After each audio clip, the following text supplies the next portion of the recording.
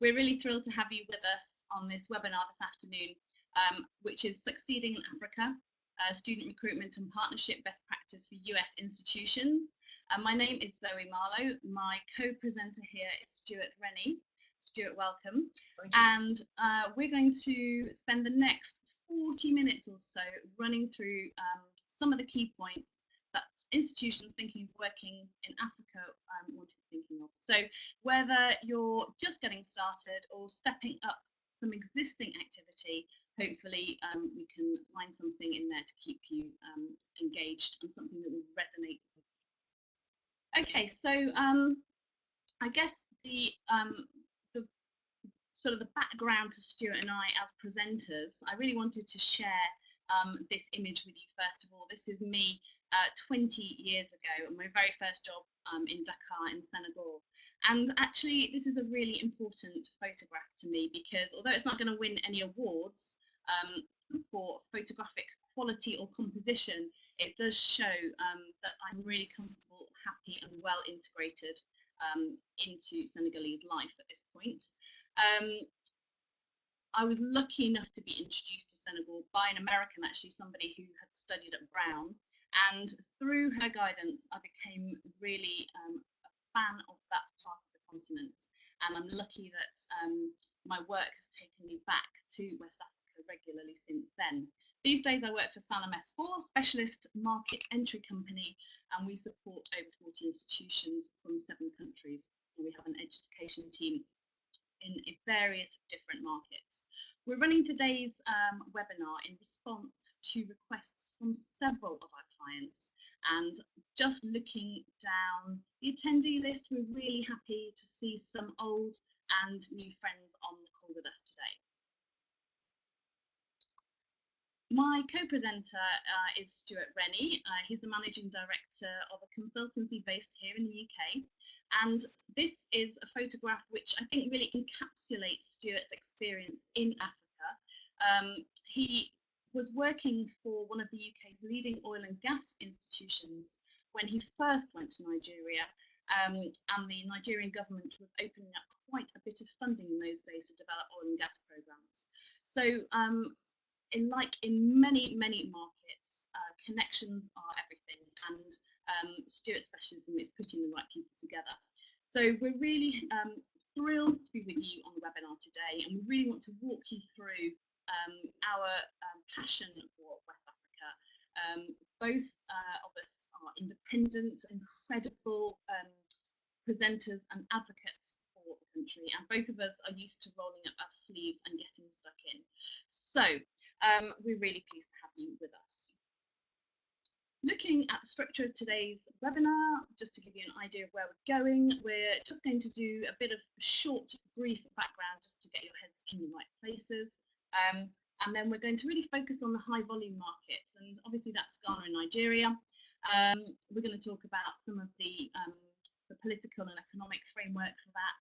Stuart's going to share a case study from one of his clients, an organisation actually which has built up a great footprint in Nigeria through sustained activity over a period of time, and that has really given them a great barrier to surviving some of the economic challenges in the market. We'll be taking questions at the end, and we'd love you to get involved.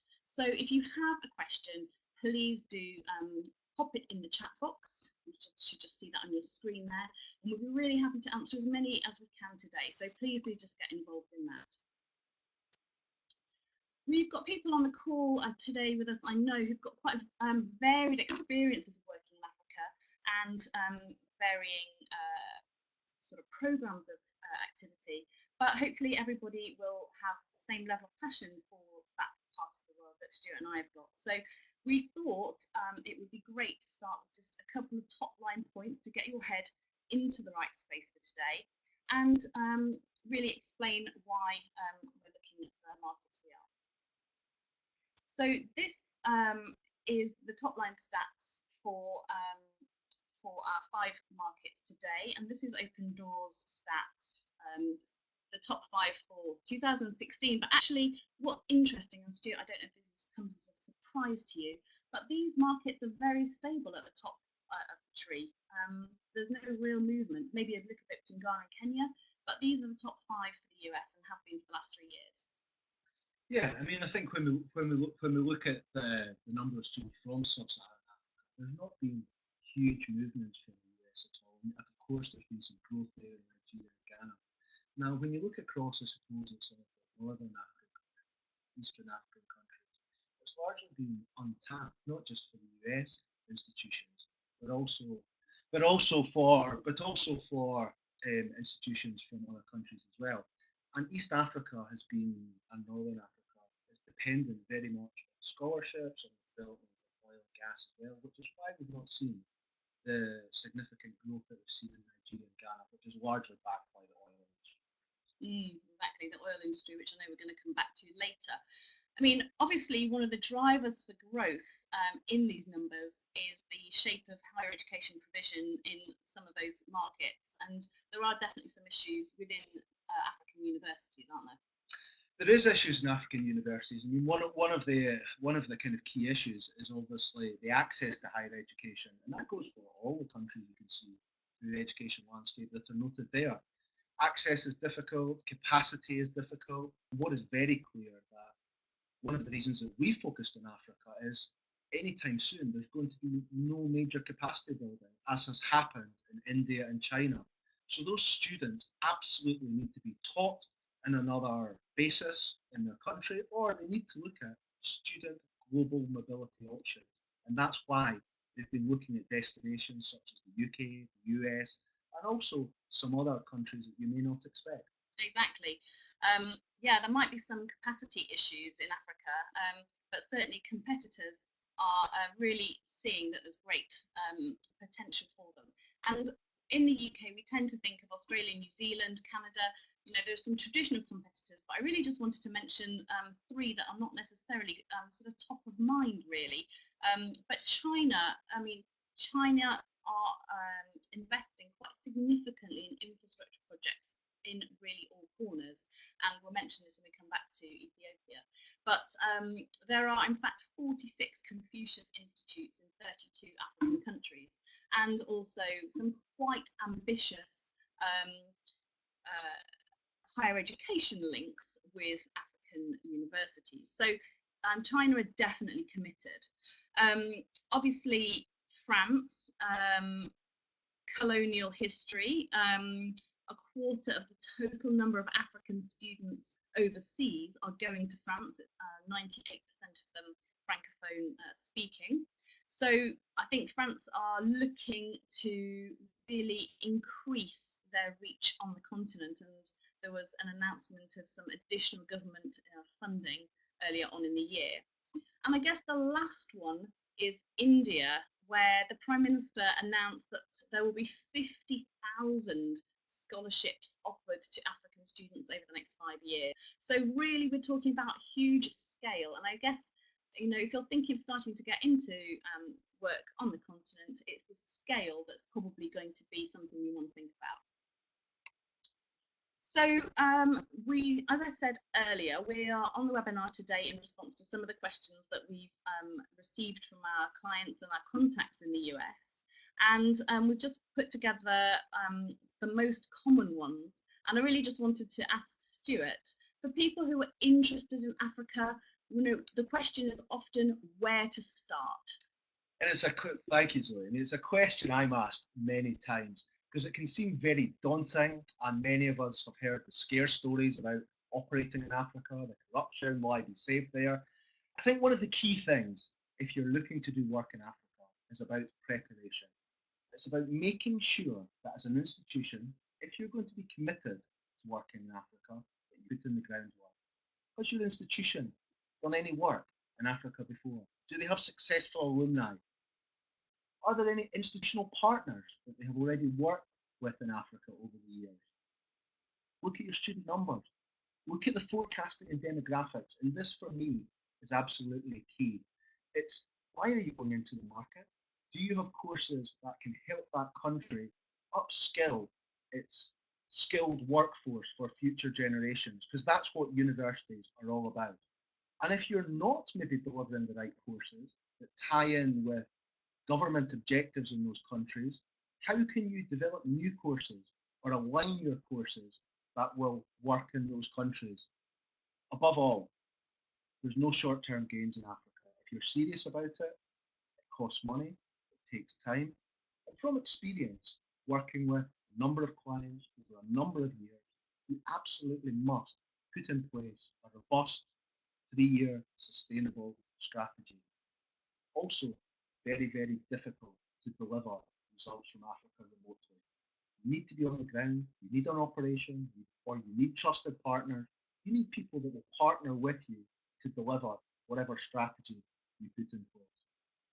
Okay, great. That's a good start. Thanks so much, Stu. And I think we'll probably get into this a bit later on. And again, if you have questions arising from what we're saying, please do feel free to get involved. We will deal with as many of them as we can at the end. So assuming that we have decided that we want to get involved, really just a quick summary of some of the key promotional channels, assuming that we have got, a 3-year commitment and we understand the need for flexibility. What are the key promotional channels? Okay, so promotional channels are hugely important. And I've seen examples of universities who have started working in Africa and they have thought an agent or a school may be able to deliver everything for them. That's not possible. The way for you to have a robust, sustainable strategy is to be pulling your recruitment drive from multiple channels. So, as a snapshot, those channels would look at the likes of agents, scholarship bodies. There are numerous foundation colleges springing up right across Africa that help bring the cost down, that prepare students in Africa to make the jump to, for example, US institutions. It's also a market where there are a lot of direct students. Students find their own way to institutions, and you need to think about a strategy around conversion that will work to help deliver those students for you. You need to have a skills strategy, both international schools and top performing local schools. There's international schools all over Africa, and it's very important to have embedded counsellors, relationships with counsellors in those schools that will deliver for you.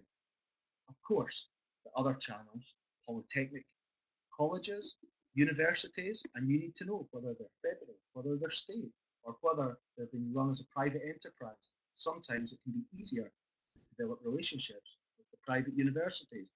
The big one here as well is professional bodies. Professional courses are run part-time and by T&E all over Africa, whether it's accountancy programs, CIMA, ACCA. African students use those as a way to step up to university. Tactically, mobile coverage is absolutely huge. For example, in Nigeria, almost 94% of the population are mobile. But here's an interesting statistic that was released last year. Now 30% of the population have a smartphone. Digital is one of the key strategies in Africa, as well as blogs, SMS, radio, TV, also cinema. So you need to make sure you're pulling in a large number of those promotional channels. Okay, cool. So really working across the whole piece. And in fact, if you were just thinking of ramping up your activity, one great place to start would be with some desk research to look at the recruiters, to look at the international schools, and that will give you a sense of market feasibility. So I guess the last question that people talk about on a very tactical level are the key times of the year to book travel. What thoughts on that? This is an easy one, to be honest with you. Quick answer. The pipeline from many African countries, we'll use Nigeria as an example, can easily take 12 to 18 months from your first engagement with a student to them actually enrolling. So, if you're serious about the market, you need to be out at least twice a year. What are those times? In the fall, September, October, and at least in the spring, April, May. Okay, fine. So there will be people that are saying, okay, flying in and out is fine to a point, but what happens if we want to do more than that and establish a local presence? So a local presence on the ground, you need to think, what does a local presence mean for you? And there's a number of different ways. Yes, you can establish your local office through a liaison office in Nigeria. That's a way of doing it. However, there's a lot of governance and regulation that comes with that. You can embed one of your staff in an agent office, or you can work with third-party providers who will be able to help you establish that presence on the ground. Okay, thank you. All right, let's do a deeper dive then into the key markets we're going to be looking at during this webinar. And so these are the top 2 sending nationalities. We saw earlier that Nigeria has about the same number of students going to US annually as the other top 4 countries put together. So let's have a look at what's going on in Nigeria. Now, this quote is from a George Mason Professor of Economics. It was recently published on Bloomberg, and it made me smile because there is just that perception that things can just be quite difficult. And the reason for that, I think, is partly infrastructure and partly other constraints like logistics and security. But in the end, the author of this particular article says that there's a lot that the West can learn from Nigeria and that he's really pleased he went. But these are the images that probably look most familiar from the news, perhaps. They highlight many of the opportunities, but perhaps some of the risk, it's fair to say, Stuart. They do. I think for me, this slide captures Nigeria for me. It shows, as Zoe says, the opportunities, but also the risks. Elections and governance continues to be a challenge right across Africa. And in Nigeria in 2015, we saw the first transfer of democratic power. But with that has come the challenges. It is taking time to approve budgets, to rerun scholarships. It's obviously oil dependent, and that's where Nigeria has had its challenges in the past because it has not diversified. So this new government is looking to diversify and move away from the over-reliance on oil and gas, which also creates opportunities for global institutions. Over the past 2 or 3 years, through the change of government, there has also been huge currency fluctuations, and we've seen at times the Naira almost doubling, tripling, which means for international students, the cost can double. That will stabilise over time, and you can see from looking back at Nigerian history that those issues are sorted out over time, but you need to be aware of those. Forex was a big talking point last year. When we talk about Forex, we're talking about moving the money out of the country, and for sure there were challenges last year. So as institutions, you need to be aware of that when you're doing your planning. One of the biggest things, and I think the image in the middle captures that, is the terrorism security. Now, many people will tell you that it's a dangerous place and very hard to do business, and maybe you should look at other options. I would argue that it's one of the fastest growing populations in the world. And as long as you adhere to security advice from your state department or government, there are many areas in Nigeria where, as long as you have the on-ground expertise, they are more than safe to travel to. Okay, yeah, I completely agree. So looking at the framework for Nigeria, if we look at a pest analysis, I guess there's a couple of things in here. You already mentioned President Buhari's election in May 2015, Stuart, and this was the first time in the history of Nigeria that an incumbent president had lost to an opposition candidate in a general election. So a really momentous moment. Anti-corruption was a big part of his platform, and there was a slow start to his governance. Any issues related to that that are either still persisting now or have now improved from a recruitment point of view?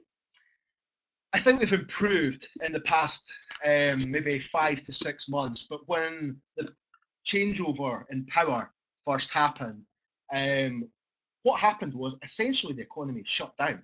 There was no elected government because the ministers had not yet been appointed.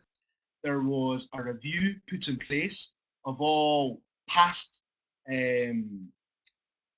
work in the education sector, especially around the scholarship bodies. Time has moved on, the budget has passed, the money is beginning to flow back into the economy. Even the price of oil is higher than it was this time last year. But if I can stop you just there is still an over-dependence on crude in Nigeria, and it's the source of over 90% of export earnings and 70% of government revenues. So This is obviously going to be a huge factor for potential students. I mean, there are other services, there are other service sectors, finance, insurance, a big creative industry in Nigeria as well. But it all starts and finishes really with oil. It did, it does, and it still does. But the government have put in place new measures, new priorities to try and diversify from the over reliance on oil and gas. So some of those sectors that they are prioritising are the likes of agriculture, the likes of construction, the built environment, maritime, finance, good governance, and as you would expect, global stability as well. I mean, when we think of Nigeria, it's important partly just on the basis of size. And when you look at the demographics, it is a hugely youthful population. But I guess one of the challenges around the economic situation is that there is a problem with youth unemployment. And I was looking at a report just the other day reporting that graduates have really unrealistic expectations and limited soft skills. So I wonder if we think from a youth employment position, Stuart, any thoughts on that in terms of implications for universities looking at their course portfolio and how that matches with the market? Absolutely. I mean, this is probably, if not the most important aspect when considering working in somewhere like Nigeria. That the graduates come out, as Zoe says, they do not have the work ready skills. And this comes up all the time when we're speaking to corporates and employers across Nigeria, whether they're in oil and gas, IT, or finance. What Nigeria is looking for is graduates who are work ready, who have the soft skills, who can hit the ground running. So anything you can do around your portfolio, whether it's at graduate or master's level, that builds in internships, work placements, or real live practice of working in the real world will stand those graduates in good stead, but you will also be helping the Nigerian economy by delivering programs like that. Hmm. And the last thing on the technology front, it's an obvious one because I think you mentioned it earlier, in fact. But there's just such huge mobile penetration, 78% on mobile phones and 43% of internet access. And I guess Nigerians, there are lots of education sites and blogs. There's quite a lively social media presence. And so I guess that's an obvious channel for students who want to, or universities that want to start working, can potentially, rather than get onto the ground itself, can go through a digital approach initially. They can, Zoe, and digital is huge. We spoke earlier on about the mobile penetration, the mobile coverage. People run their businesses through their mobile phones, essentially. So there are good routes to market through digital marketing. Facebook is big. WhatsApp is hugely used. Blogs are a massive thing in Nigeria. For example, you may want to look at this afterwards, but Linda Akeja is a blog where Nigerians engage, especially at the age where students are looking at university options. Digital strategies are great. There will be agencies in your country who will be more than happy to deliver digital strategies in Africa for you. However, you need to make sure, again, you've got the on the ground people who understand it and think about that conversion piece. You generate the leads, you might be tapping into the right market, but how do you successfully convert those leads? Nigeria is an easy place to get leads, but it's about that conversion to enrollment piece that needs a bit of thought. Yeah, okay. All right. I can see that our chat box is flashing up with queries, so keep those coming, won't you? And we're going to move on to the next door, but one neighbour of Nigeria, and look at Ghana, because there are quite a few operating similarities between the two. Obviously, they're on a different scale, but again, if we look at some of the top line frameworks for analysis here, I guess we just had elections in Ghana in November, just 2 months ago, and it was again a change of power, and I think I was looking at some literature just the other day that was saying that probably one of the reasons for that change in government was the slowdown in the economy, which had previously been growing at about 14% and just last year got down to 4%. So again, it's it's an oil important market, and of course there's increasing trade with China. But tell me, like in Nigeria, has there been a general slowdown in activity after that election? Yes, absolutely. Ghana was, if you like, maybe 3, 4 years ago, very much on an upward curve. GDP was looking excellent. There was huge investment in the country because both oil and gas had been found. It had never been there before. So the African oil specialist Tullow has invested heavily working with GMPC, who kind of controls the governance around oil and gas development in Nigeria. That was scaled back massively over the past couple of years. And as an example, Tullow used to do a scholarship fund for international students, which has been put on hold at the moment. But why do institutions look at Ghana? They look at Ghana for a number of reasons, because it's seen as being one of the safest, democratic countries in Africa where actually doing business is relatively easy compared with other countries. And examples of universities setting up there are the likes of Nottingham University and Lancaster University, now have a campus in Ghana. Interesting. So obviously they are investing for the long term. Setting up a campus is no small undertaking, but the commodity price has fallen, and that has hurt Ghana, obviously. At least there's a strong financial services sector and also tourism. So perhaps some course portfolio opportunities in the tourism area? There are very much so. Ghana's probably one of the largely untapped areas for tourism. There's a lot of work done already around ecotourism in Ghana. It's got a whole coastline that stretches for hundreds, if not thousands, of miles that is pristine, open for development. Now, in Ghana, they're very clear they do not want to destroy the opportunities around tourism, which has maybe happened to some extent in Nigeria, but they need help around this. They need experts who have got experience of delivering the right courses, delivering opportunities in this area. So that is an area that is, unlike Nigeria, very different actually. Okay. But like Nigeria, still skills shortages among graduates? There is very much so, Zoe. We've done a lot of work around that kind of skills gap analysis in Ghana. We worked closely with Tullow out there around that very piece. And it was exactly the same as Nigeria, to be honest. Better universities, good quality graduates coming out with good degrees that are globally respected. And we can see that from Ghanaian global rankings in universities. But yet again, they're not work ready. They don't have the skills. So exactly the same applies in terms of those internships, partnering with polytechnics out in country to help them promote students to university with the right skills. Okay, and again, similar to Nigeria, quite an active social media presence, particularly on LinkedIn, which is something that we use quite a lot at SANMS 4, but also in Ghana. Well, LinkedIn really strikes me because I'm very active on LinkedIn. And what really interests me is that Ghanaian students, when they're studying at university, of course they use the traditional social media, whether that's Facebook or WhatsApp. But more and more, many of them are setting up professional profiles on LinkedIn because they're aware that they need to build up their social CV from a very early age. So you're seeing students at 18, 19 years of age really creating a professional social CV around them. So LinkedIn is absolutely a place worth considering if you're looking at some digital social media marketing. Interesting. Thanks so much for that. So that just gives a bit of a flavour of contemporary Ghana and Nigeria and the impact on or the implications for student recruitment.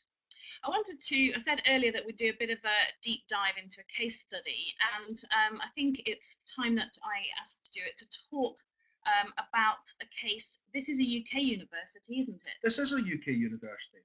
So this is a university that is classed as, let's call it a regional university in the UK. They're a university that does not offer the traditional oil and gas programmes, where many UK universities have been successful in West Africa, but they offered courses allied to oil and gas, if you like. So they did studies around marine, oceanography, those types of areas. They understood that Nigeria was going to be a big market, but what they were also restrained by was their budget, covering other areas of the world, and delivering a diversity strategy. They were also slightly concerned about travelling around the country via what their insurance would let them do. So essentially, back in 2008, we had 6 students from Nigeria. They maybe visited the country once a year. They didn't have a pathway or a foundation college. We were brought on board in 2012 when they'd increased those 6 students to 10 without really doing any additional work. And I guess the question that people might be listening to, Stuart, really is just saying, okay, you were brought on board, but to what extent was their strategy in place? Or was that the first thing that you did? So when we came on board, one of the first things we do is look at past history. We look at the numbers, we look at the students who have come in, what routes have they come in, what courses are they going to do. But at that point, there was no strategy. There was no strategy for it.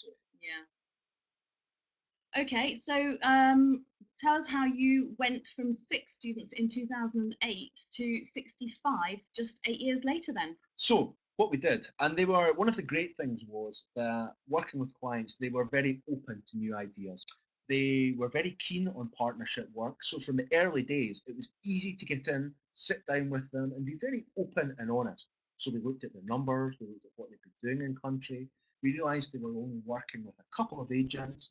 They didn't have the multiple channels for recruitment that we spoke about earlier on in the webinar. So we changed that. We put in place a 3-year strategy that we started delivering for them. Okay, good. 3-year commitment. Excellent. Okay, so how did it work out in real life? In real life, it worked out very well. The way we normally work is year one is about delivering an international strategy that we both agree on as a client institution. At the end of year one, looking at the KPIs and objectives that we've agreed. Where have we got to with that? And what we did was we brought on board a number of new agents. We expanded their activity into second and third cities. We got them engaged with scholarship boards. We ensured that delegations from those scholarship boards came to visit the institution. We got them involved in business to business relationships and also began to work with polytechnics and also the corporate world in Nigeria and Ghana for them. Yeah, it's a world that can sometimes be quite difficult to access, that sort of corporate setting, and as indeed is the government setting as well. So I can imagine that that was really pivotal. Absolutely pivotal, and there's many examples of institutions who try and get in to develop relationships with corporate companies and scholarship bodies. But Africa being Africa, you need to know how business is done. And we have a number of people who have those relationships, who have those experience, and have developed that network specifically over the past 15 years. Yeah, I can see it's not going to be a quick fix, obviously. But I guess, if you were just thinking back to that 8-year engagement, if you were just going to think of 1 or 2 key lessons, obviously engagement in universities is totally bespoke. So it's not about what would you do, with another client, but if you were just going to take a transferable lesson which could be applied, what are the critical success factors that our webinar guests should sort of take from this, do you think? I think the critical success factor and why it has been successful is very much going into it as a joint venture, a joint partnership, and being given absolute open access to the university, to all of their systems, to all of their admissions processes, to all of their marketing routes, and being fully embedded, if you like, as part of their international operation, not being seen as a separate service provider. And that, for me, there's all the other stuff, but that's been the critical success.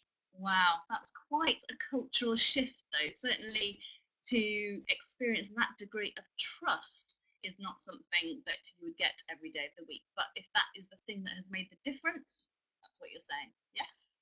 Trust, credibility, professionalism. That's how we have managed to deliver the results. Yeah, right. Because I guess what those numbers are hiding are the changes in the visa regulations. That is not an easy background or context for those numbers to grow. That's absolutely right. And just to add to that, it's been about sustainable investment as well.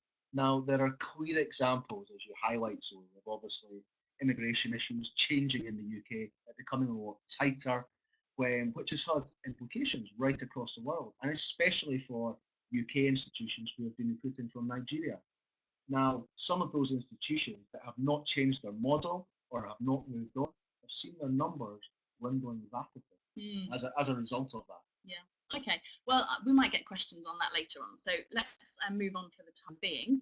And I guess we really just wanted to look at some of the emergent markets, by which I really mean the 3 other open doors markets that are showing consistent sending history to the US. And top of the list here is Kenya, which is another country on its way to elections next year, next summer. So it'll be interesting to see how that plays out. But for me, thinking about the Kenyan education system, there are a few notable international schools and quite a history of mobility. So I think that's got definite interest. And anything you want to add on the Kenya side of things? No, I think that's right. I mean, Kenya, obviously East Africa, it's a well-established kind of market for student recruitment, albeit the numbers slightly lower. However, as we mentioned earlier on, in that whole eastern seaboard of Africa, there have been findings of oil and gas. And as a result, all of those countries have got an eye on that and will be looking to, if those oil finds and production goes in further down the line as the barrel of as crude begins to rise, then there will be more and more opportunities. Okay, great. All right. Moving on, let's see what else we've got. Sorry. So next up would be South Africa. And I guess what I love about South Africa is that it feels like it's universities, it's higher ed, internal higher ed systems on a slightly different place. 5 of the 6 top 6 universities on the continent are in South Africa. And then there's one appearance for the University of Ghana, one for the University of Nairobi, and one for the University of Ibadan in the top 15. But I guess if I think of some of the background of US institutions engaging, there are established study abroad programs in South Africa. Again, no shortage of international schools. So definitely potential there in South Africa. I think South Africa is a market that people have woken up to very late, and a lot of that is very much to do with the kind of structural changes in country as well, with the shift in mobility of students, many of them looking for opportunities outside of South Africa. There's now a larger agent network in South Africa, and many institutions are kind of combining the piece down East Africa, whether that's Kenya, Tanzania, and South Africa. I think it is worth remembering in all of these countries on the east that Zoe mentions, yes, there are opportunities, but you do not have the forecasting of global numbers to the same extent that you would see in West Africa. Yeah, true. Always good to be able to base activity on data. But certainly CIS are running an event recruiting with their International Schools Network starting in South Africa in just a couple of months' time, I think. So there's definitely, it feels like there's definitely more of a footprint in South Africa than other markets. The last one we just want to have a really quick look at is Ethiopia. It's a large young population. It's not in a brilliant place. It's been a state of emergency since October. And although the Ethiopian economy has been growing on average 10% over the last decade, not all sectors are liberalised.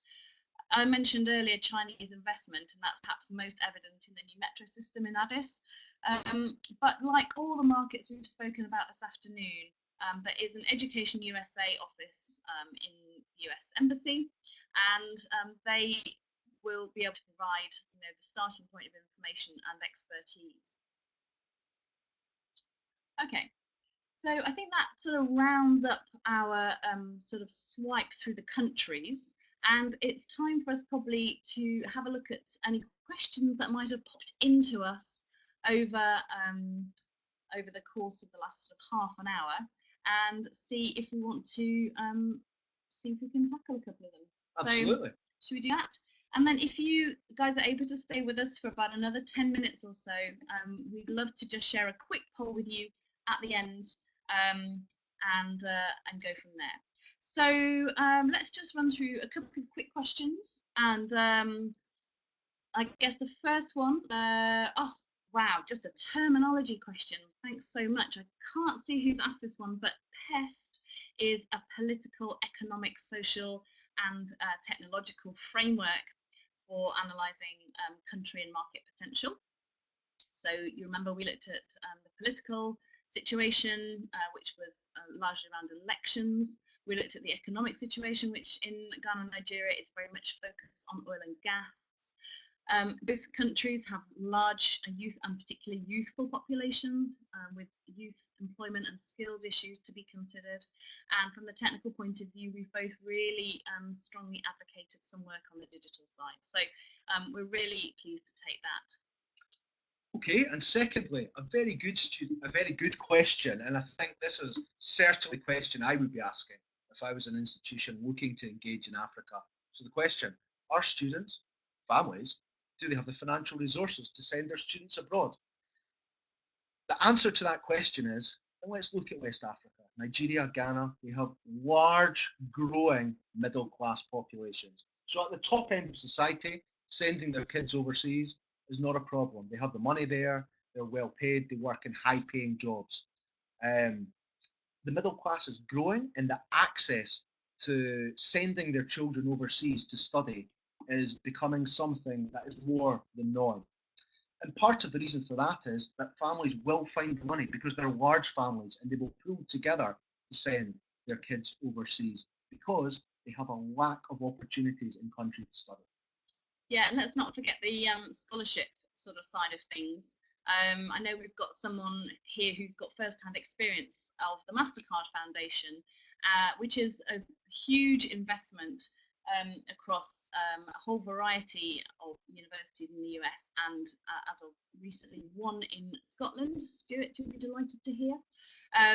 So there are going to be, the funding piece is going to need to be dealt with early, there's no question, but there are options, and you know, potentially that's something to follow up on. So we're going to get this short poll up for you now, and we'd love to get your input on what, if we were planning another webinar, if there's something that we could have dealt with in more detail, what you would like us to focus on in a future webinar. What would you find the most useful? So we'll just get that webinar hooked up. Sorry, that poll hooked up. There we go.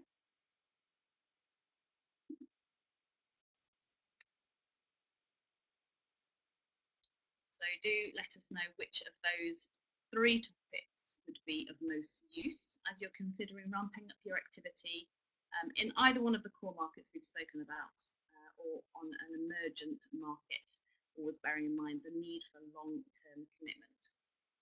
So really just remains for me to thank you all very much for your time today. We were really thrilled to be able to share some of the learnings that we've come across in our time on the continent, and we really hope it's been useful in walking you through some of the considerations. Stuart, thanks so much for being on today's webinar. There's nothing like it for first-hand experience. You can have all the theory you like, but we really appreciate your time. Thanks so much for that. And Stuart, who spends almost as much time in Nigeria as he does at home in Scotland, is on a plane on Monday, so safe travel. Thank you very much, and very much looking forward to re-engaging for another year in West Africa. Of course. So thank you to everybody, and please don't hesitate to follow up. We'll be happy to walk you through anything further where we can. Thanks so much, and have a good rest of the day. Bye. Thank you. Bye now.